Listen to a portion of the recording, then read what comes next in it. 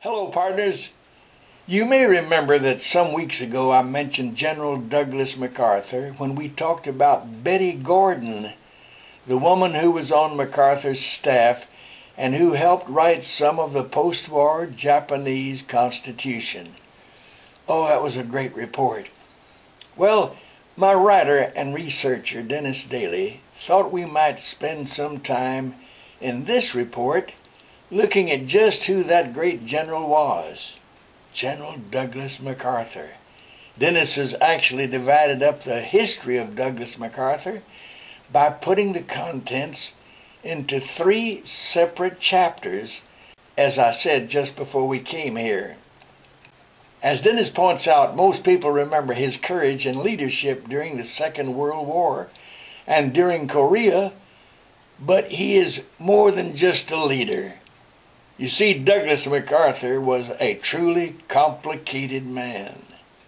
Because he was so complicated, I've decided to tell his story in this series of 3 reports. Today, let's talk about the parts of Douglas MacArthur, part 1 of his life that most people already know. Although most people can tell you about MacArthur's service in the Second World War, and in the Korean War, many people forget that MacArthur served bravely in World War I. That's right.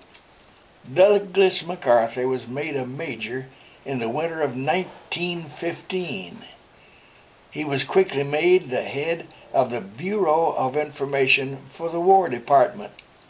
You got to remember now, partners, what we now call the Department of Defense used to be called the War Department. Historians say that in many ways MacArthur was the first official spokesperson for the Pentagon. When America was on the verge of sending troops to Europe in World War I, it was MacArthur who suggested that we send troops from all of the states of the Union. These units, because they were made up of GIs from all over the United States, were called MacArthur's Rainbow Divisions. Rainbow Divisions. Soon, MacArthur was promoted to the rank of colonel, but it was his work during the Second World War that really made him famous. Most of us remember the stalwart MacArthur standing rigidly in his freshly pressed uniform with that huge corn cob pipe sticking in his mouth. He was a commanding figure, and command was what he did best.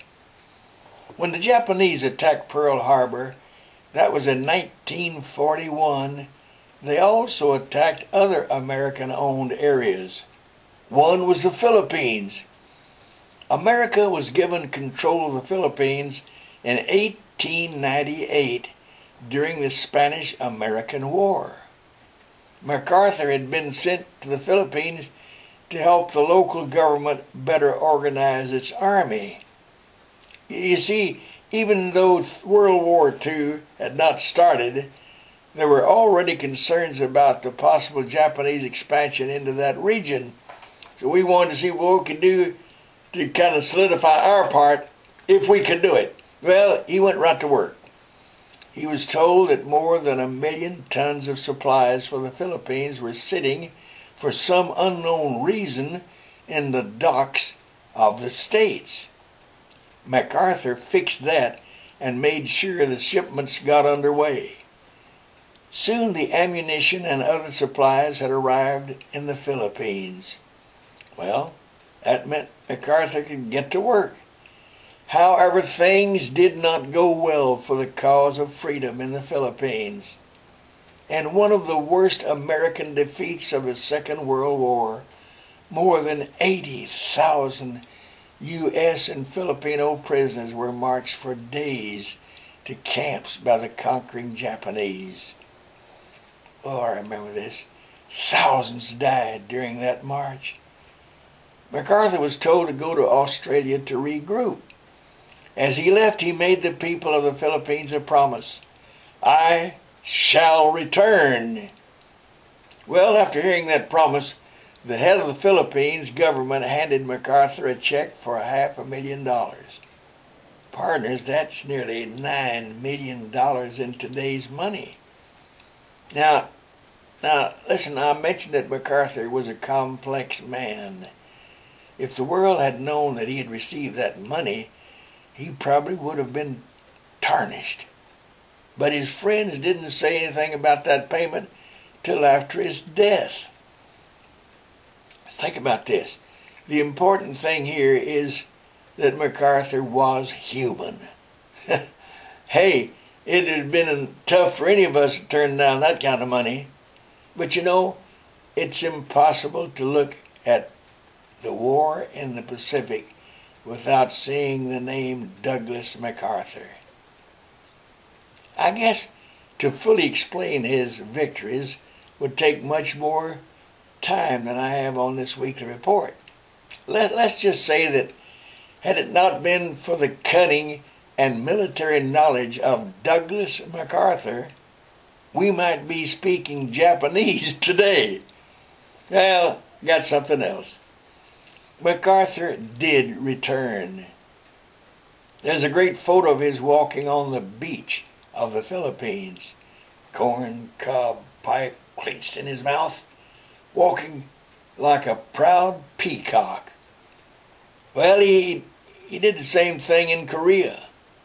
But by that time, the headstrong MacArthur may have been developing an inflated idea of his own worth. You see, he refused to follow the orders of his Commander-in-Chief, Harry Truman. Remember the guy that says the buck stops here.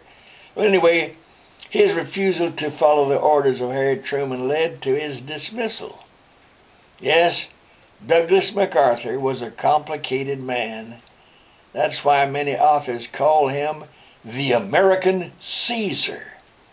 Partners, next time around I'll continue to look at the amazing career of this great General Douglas MacArthur, and we'll look at parts of his life I'm sure will be a surprise. Okay, you all know the drill. Look up there and see the three little X's. One over the farthest to the right has the red X in it.